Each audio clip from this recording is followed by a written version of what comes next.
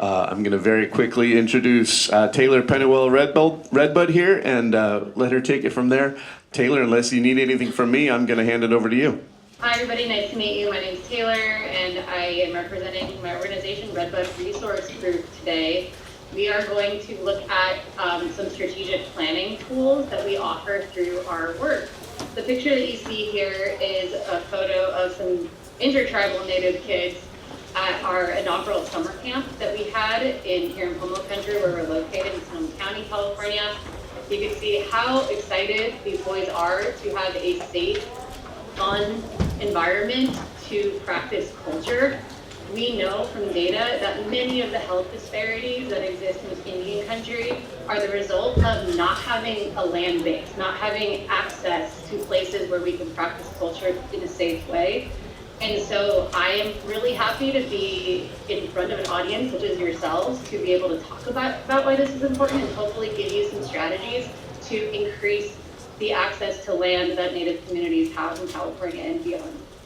So my name is Taylor Pennywell, like I just said, and I am the founder and executive director of Redbud Resource Group. I'm also a Time Maidu and a tribal member at Berry Creek Rancheria, Band of Maidu Indians in California, located in Butte County, which is one of the counties that our work really focuses on here at Redbud. And I always like to add that I'm a retired middle school teacher. I taught middle school for 7 years, and it's a really big part of my identity and how I do the work that I do, so I always like to throw that in. A little bit about Redbud. Sorry, there's a little Microsoft lag here. There you go.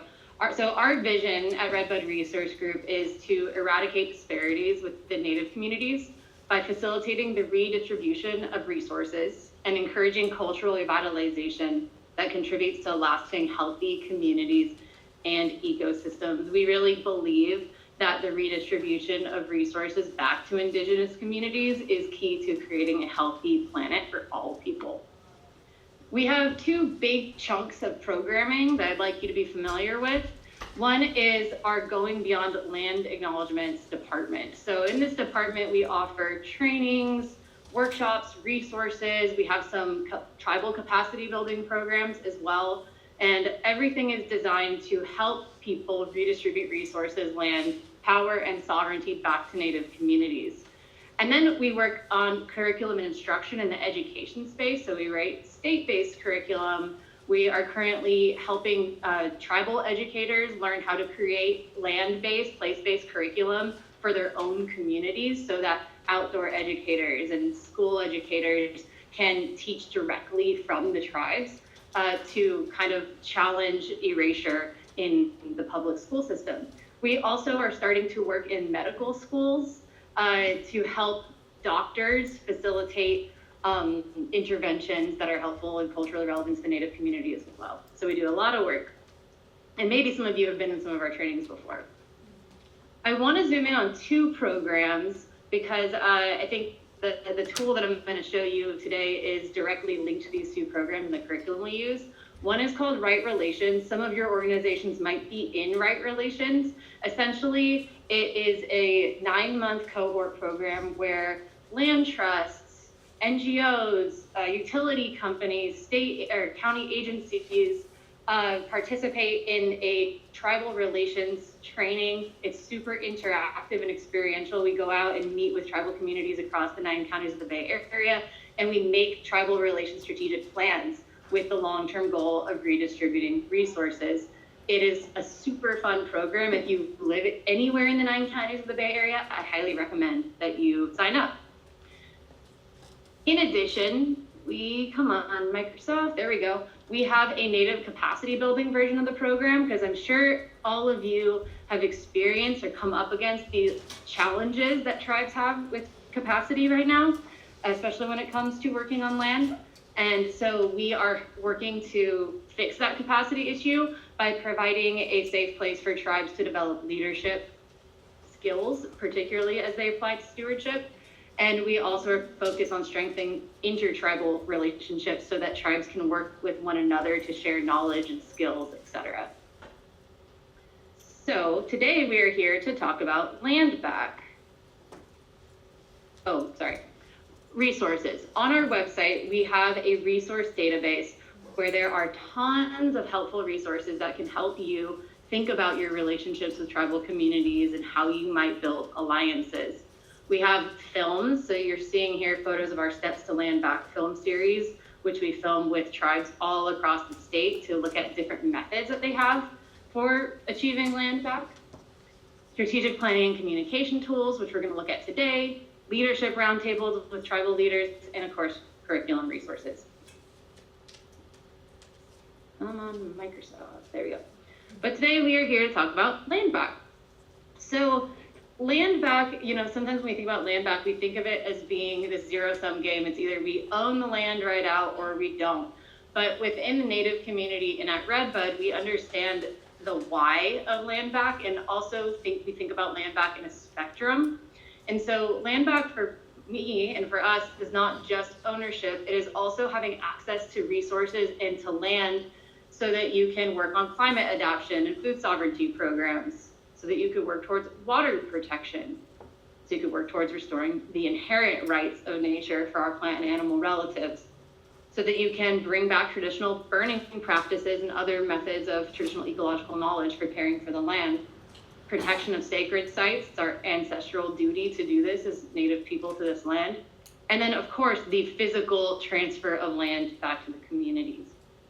Now, we all know that communication, like cross-cultural communication between tribes and non-tribal entities can sometimes be really tricky. And I'm sure we've all been in a situation where the conversation just stops. Like we stop listening to each other, we can't find solutions past a problem, and we're just at a stalemate.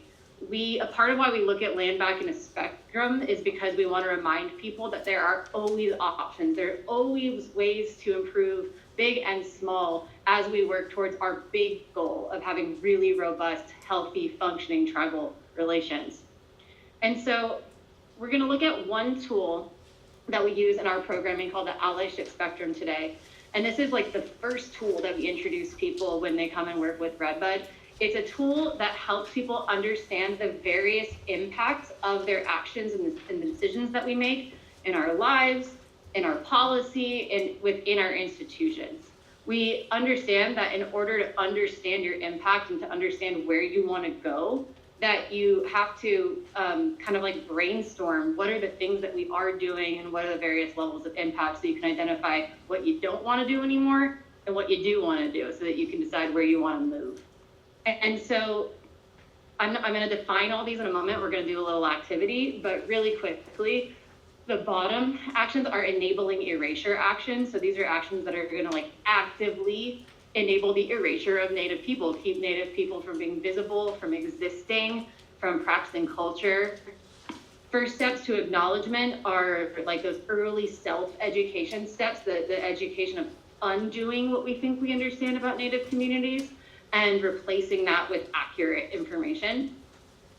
Educated action are actions that are about bringing more people into the conversation. So training your staff, training your community, your audience, bringing Native people in to speak for themselves so that we can continue our learning and deepen our understanding of one another. And then impactful actions are the big decolonial actions. These are like the land back, these are the MOUs, these are the policies, right, that really create structural change. And so we are going to walk through each of the levels today, and we're going to brainstorm the kinds of action that would fall under each of these categories. You ready? Okay, so I'm going to actually skip these long definitions and just jump right to this because we only got 20 minutes left, and I usually teach this in like 3 hours. So we're going to do a super small, a shortened version. So enabling erasure is the first level, okay? We've defined it the way that we've defined it. You might need to paraphrase it in a different way so that it makes sense to you. I'm totally cool with that. But enabling erasure are actions that are rooted in stereotypes, or sometimes there's racist.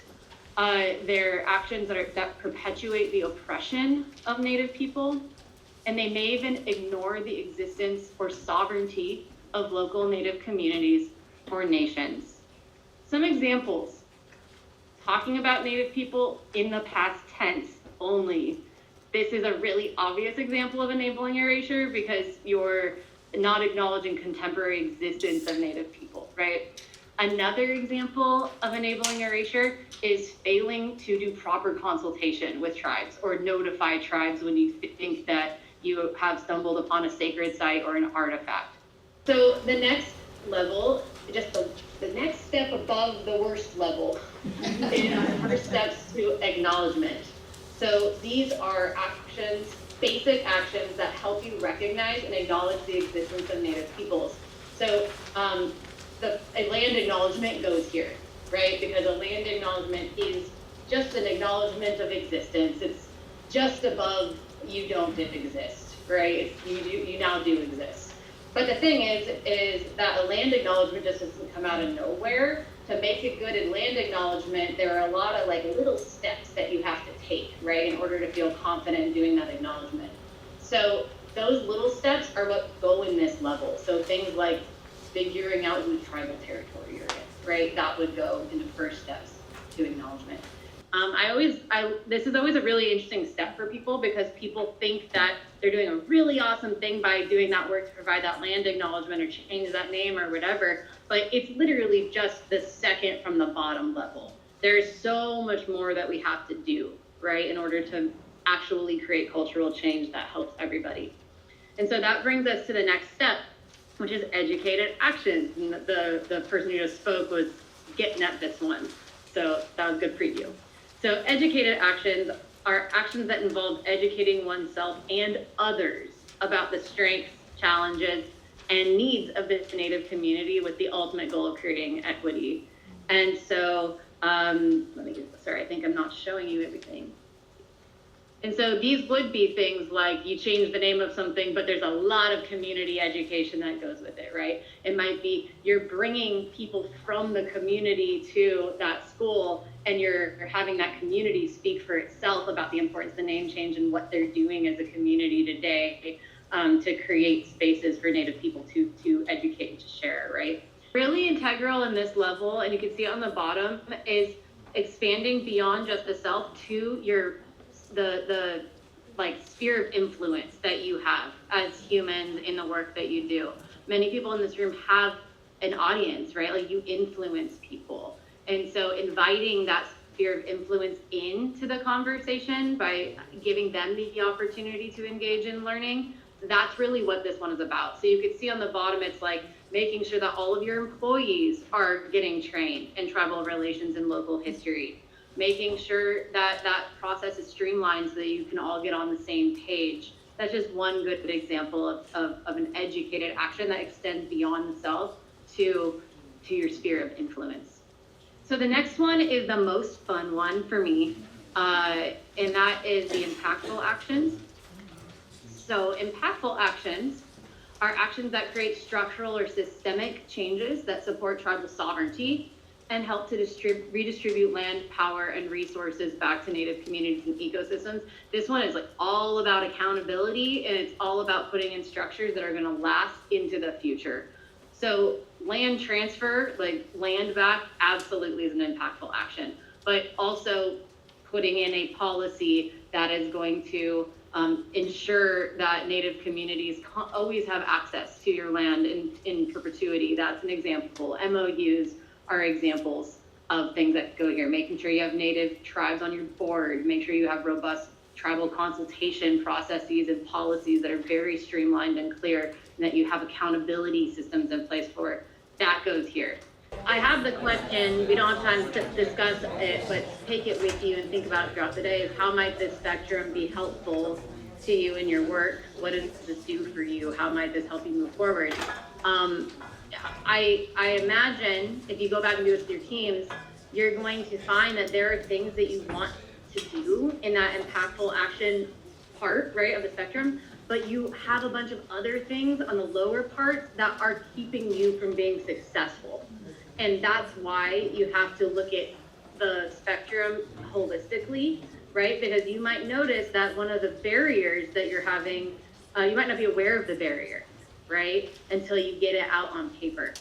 So maybe you're really interested in having a co-stewardship plan with a tribe, but you're doing all these enabling erasure actions that are going to make that tribe feel unsafe, unsupported, and like they can't rely on you or build a partnership with you, right? And so that's why it's really important that you look at a problem through the lens of all of those different levels of the spectrum. That can be a really awesome tool for overcoming barriers and solving problems.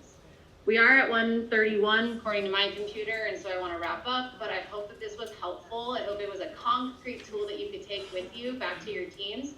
We offer a training called Going Beyond Land Acknowledgements where we dig into this way deeper.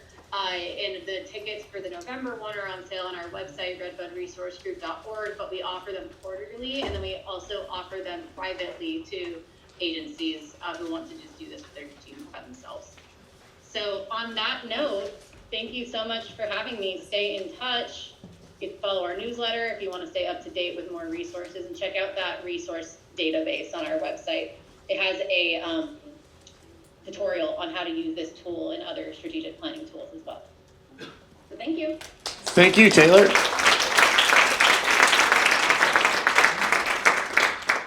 I'd like to give it a moment just so folks can see the website up there. If you need to write it down, redbudresourcegroup.org. Thanks again, Taylor, for stepping in and helping us out with this and being a real champ with the 30-minute timeline.